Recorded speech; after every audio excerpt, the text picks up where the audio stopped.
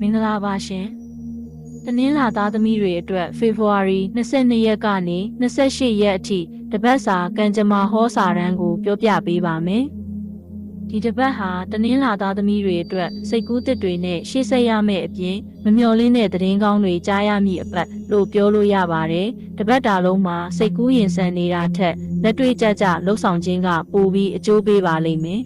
။စီးပွားရေးနဲ့အလုပ်ကိုင်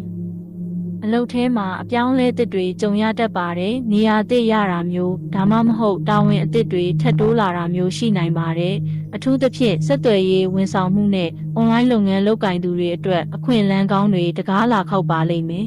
။လုပ်ငန်းရှင်တွေအနေနဲ့ကတော့စက်တူလုပ်ငန်းတွေမှာစာချုပ်စာတမ်းကိစ္စတွေကိုတေချာစစ်ဆေးဖို့လိုပါတယ်။ကိုကမှန်နေရင်တောင်လုပ်ဖို့ကင်ဘက်တွေနဲ့ငင်းခုန်တာမျိုးထက်အေးအေးဆေးဆေးညှိနှိုင်းတာကပိုပြီးအောင်မြင်မှုရစေပါလိမ့်မယ်။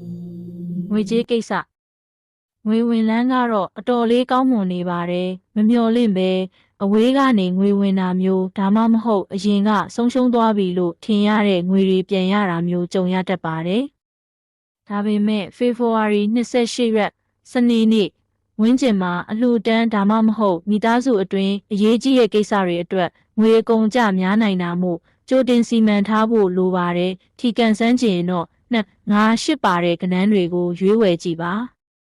အချစ်ရေးနဲ့အိမ်ထောင်ရေးအချစ်ရေးမှာတော့နားလည်မှုပုံမရရှိမဲ့အပတ်ဖြစ်ပါတယ်ချစ်သူရှိတဲ့သူတွေကတော့တဦးနဲ့တဦးအနာဂတ်အတွက်တေချာတိုင်ပင်ဖြစ်ကြမှာဖြစ်တယ်လို့အမှတ်တရခရီးလေးတွေလည်းတွားရတတ်ပါတယ်တကူရီသမားတွေအတွက်ကတော့မိတ်ဆွေအပေါင်းအသင်းတွေကနေတဆင့်စိတ်ဝင်စားစရာကောင်းသူနဲ့ဆုံတွေ့ရဖို့ကံရှိပါတယ်အိမ်အောင်တွေကတော့အိမ်အောင်ဖက်ရဲ့ကျမ်းမာရေးကိုနည်းနည်းဂရုစိုက်ပေးရမယ့်အချိန်ပါပဲကျမ်းမာရေးဒီတစ်ပတ်မှာအေးမိတာနှာစေးချောင်းဆိုးတာနဲ့အစာအိမ်ပိုင်းဆိုင်ရာဝေဒနာလေးတွေသတိထားပါအစာအသောက်တွေကိုပူပူနွေးနွေးစားပေးဖို့နဲ့ရေများများတောက်ဖို့လိုပါတယ်အေးရေးမပြတ်အောင်လဲဂရုစိုက်ပေးပါကံကောင်းစေမယ့်အချက်လေးတွေကံကောင်းစေသောအယောင်အဝါနုရောင်ကရင်ရောင်နဲ့ဖြူရောင်လေးတွေကတင့်ကိုကြည်ကောင်းစေပြီးကံပွင့်စေပါတယ်အကျိုးပေးသောနေ့တနင်္လာနေ့နဲ့တောက်ကြနေ့တွေကတင့်အတွက်အားကောင်းဆုံးပါပဲရှောင်ရန်